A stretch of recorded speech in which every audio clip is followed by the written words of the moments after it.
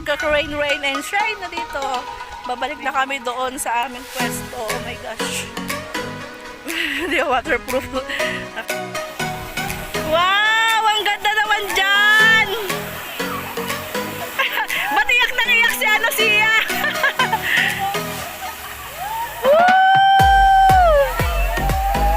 Ang ganda naman dyan. Grabe ah.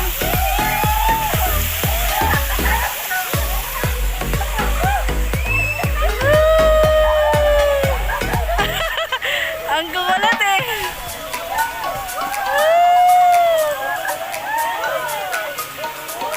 High tide dito, no? Palagay mo pag high tide, nakabutin siya.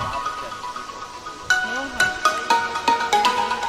Natakot yun ko dito. Ganda, let's kinang sa natin. Ayan ang rain go away.